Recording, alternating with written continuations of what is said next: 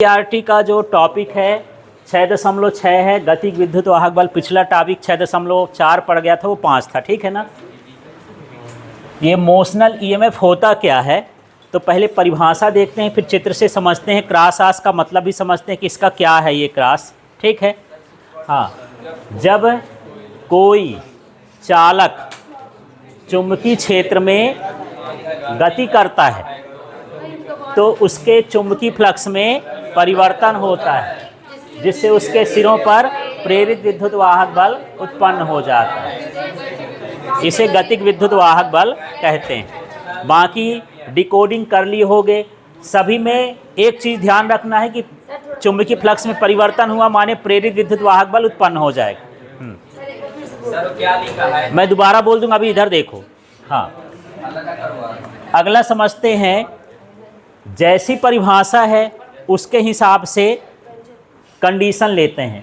यहाँ पर जो क्रॉस लगा है, तो जब हम चैप्टर शुरू किए थे बायो सेवर्ट वाला, तो उसमें बताया था यदि डॉट लगा हो तो ये चुंबकीय क्षेत्र की दिशा बताता है। जैसे बोर्ड से बाहर कागज़ है तो कागज़ के बाहर, बोर्ड है तो बाहर, हाथ है तो इसके बाहर की ओर यदि है दिशा, तो हम क्या लगाते हैं, डॉट। और यदि कहीं पर क्रॉस लगा है, इसका मतलब वो कागज़ के कहाँ की ओर है, अंदर की ओर।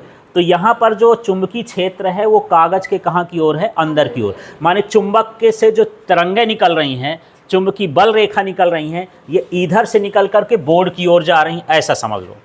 तो क्रॉस का मतलब समझ में आ गया। इस पूरे में क्रॉस लगा है। चुंबकीय क्षेत्र कागज़ के तल के लंबवत कहाँ की ओर है, नीचे की ओर। इतना क्लियर हो गया, ठीक है। इसमें डॉट भी लगा देते, तो डॉट यदि बिंदी लगा देते तो कागज़ के तल के लंबवत कहाँ की ओर हो जाता, ऊपर की ओर। किसी दिशा में कर सकते हो, कोई ज़रूरी नहीं है। पर आपके एनसीईआरटी बुक में क्रॉस लगा है तो मैं भी लगा दिया हूँ, पर फिक्स नहीं होना है। कॉन्सेप्ट समझना है कि यदि क्रॉस है कागज़ के तल के लंबवत, और यदि डॉट है तो वो क्या हो गया, बाहर। अब इसमें क्या करते हैं, एक चालक को चलाते हैं। चालक समझो कि ये मैं एक ठो तार बना लेता हूँ, ये ऐसा समझ लेते हैं, ये तार है, हाँ ठीक है। ये एक जो है आयताकार लूप बन गया, इसमें ये भी रहेगा, ये समझ हाँ अब आयताकार बना, लेकिन मैं उसको थोड़ा सा ये समझना, ये इस तरह से है। तो किसी भी आयत में कितनी भुजा, 4 भुजा, और 4 बिंदु होते हैं, उनका नाम रख देते हैं P, Q, R, S।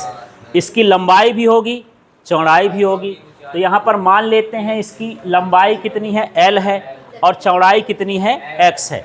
लेकिन यहाँ पर जो QR भुजा है, ये वाली जो भुजा है, इसको ऐसा फंसाया गया है जैसे रिंग बना करके कि हम इसको इधर उधर क्या कर सकते हैं, सरका सकते हैं। जैसे समझो ये मेरे पास तार है, इसमें मैं एक तार और लिया, इसमें मैं रिंग बना दिया, यहाँ भी क्या बना दिया, रिंग। अब इसको मैं इधर भी या उधर भी क्या कर सकता हूँ, सरका सकता हूँ। है तो आयत, लेकिन हम इसको इधर उधर क्या कर सकते हैं, सरका सकते हैं, ठीक है। इसमें गति करा सकते हैं, तो यहाँ पर इसकी गति हम कराते हैं, जिस गति से वेग कराते हैं उसका वेग का मान कितना है, v है, ठीक है। तो हमको यही तो करना है। अब परिभाषा यहाँ से देखो, यहाँ से परिभाषा देख लेते हैं। ये जो घेरा बना है ना, ये चालक कहला गया, तो इसका नाम लेते हैं। जब किसी चालक को, फिर इसका नाम लेते हैं, चुंबकीय क्षेत्र में गति कराते हैं, तो फिर यहाँ पहुँच जाओ, उसके चुंबकीय फ्लक्स में परिवर्तन होता है, जिससे उसमें प्रेरित विद्युत वाहक बल उत्पन्न होता है। इसे गतिज विद्युत वाहक बल कहते हैं, क्योंकि ये गति से कारण हो रहा है। अब आप लोग को बोलना है, ठीक है ना। इसका नाम लो पहले। जब किसी चालक को, फिर क्रॉस का नाम चुंबकीय क्षेत्र में, फिर इसका नाम गति कराते हैं, तो इसके चुंबकीय फ्लक्स में परिवर्तन होता है, जिससे प्रेरित विद्युत वाहक बल उत्पन्न होता है। इसे गतिज विद्युत वाहक बल कहते हैं, ठीक है। अब व्यंजक है, तो व्यंजक के लिए सबसे पहले इस तरह का चित्र बना लेंगे। चित्र में हमको एक चालक बताना है, और साथ में हमको इसमें चुंबकीय क्षेत्र भी बताना है। और यहाँ पर देख लेते हैं, चित्र के बारे में थोड़ा सा लिखेंगे, देखो समझ लेते हैं। माना चुंबकीय क्षेत्र, बात नहीं करो, इधर सुनो। माना चुंबकीय क्षेत्र कागज के तल के लंबवत नीचे की ओर, ठीक है। हाँ, भीतर भी लिख सकते हो, ये समझ में आ गया। पहले इसके बारे में लिखना, क्या, माना चुंबकीय क्षेत्र कागज के तल के, हाँ कागज के तल के लंबवत नीचे की ओर, अंदर की ओर, भीतर की ओर, जैसे लिखना हो लिख देना। ठीक है, क्लियर हो गया। इसमें एक आयताकार चालक PQRS है। आप नाम कैसे भी, ऐसे भी PQRS डाल सकते हो, ऐसे भी डाल सकते हो, आपकी मर्जी, जैसे लिखना हो, नाम भर आपको देना है। आप ABCD भी डाल सकते हो, पर इसलिए नहीं डाल रहे हैं क्योंकि चुंबकीय क्षेत्र को भी किससे दर्शाते हैं? B से। अब दो दो B आ जाएगा, बिंदु का नाम भी B, चुंबकीय क्षेत्र का नाम भी, तो कन्फ्यूजन होगा, इसलिए यहाँ पर ये हो गया। ठीक है, तो चलो इस चुंबकीय क्षेत्र में आयताकार चालक PQRS लेते हैं, जिसकी लंबाई L, चौड़ाई x है। इसमें QR भुजा को सरकाया जा सकता है। ठीक है, इसमें जो है QR भुजा को हम क्या कर सकते हैं? कम ज़्यादा कर सरका सकते हैं। बस इतना ही आपको लिखना है चित्र के बारे में। तो एक बार आप लोग को बोलना है फिर से। हाँ, इसका नाम लो।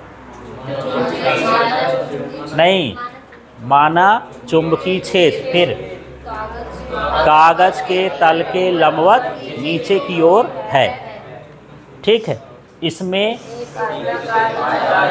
एक आयताकार चालक PQRS है।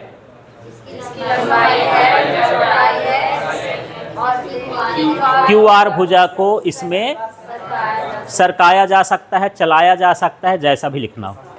ठीक है, क्लियर हो गया।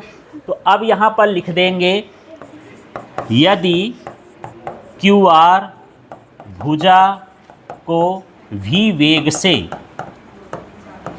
चलाया जाए तो चुंबकीय फ्लक्स में परिवर्तन, है ना, चलाएंगे तो चुंबकीय फ्लक्स बदलेगा। तो चुंबकीय फ्लक्स क्या हो जाएगा?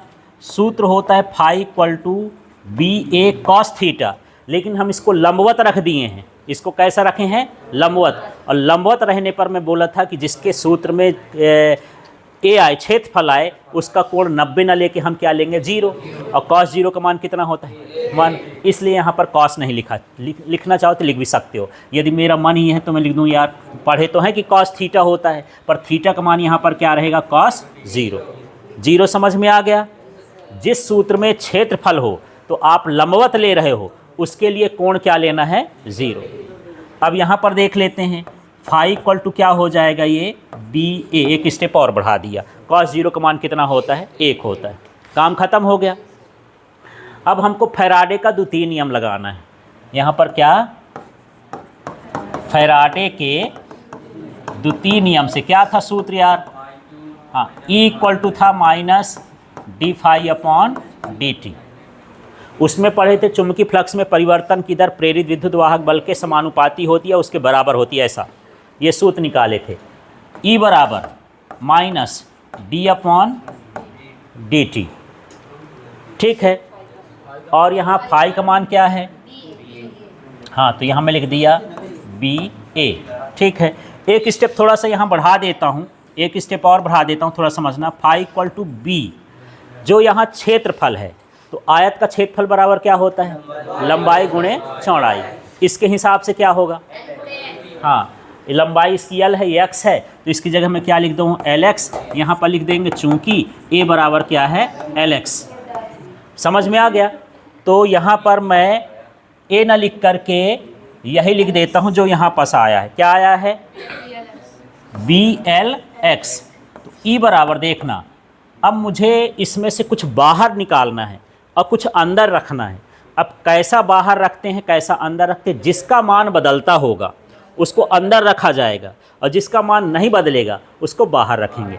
तो मुझे ये बताओ, BLX में किसका मान बदल रहा है? भाई इस x का भर का, या तो नहीं, इसको अंदर सरका रहे हो, तो मान लो ये अभी 10 सेंटीमीटर है, थोड़ा सरका दोगे तो 8, 9 ऐसे घटता जाएगा। तो किसका मान बदल रहा है? x का।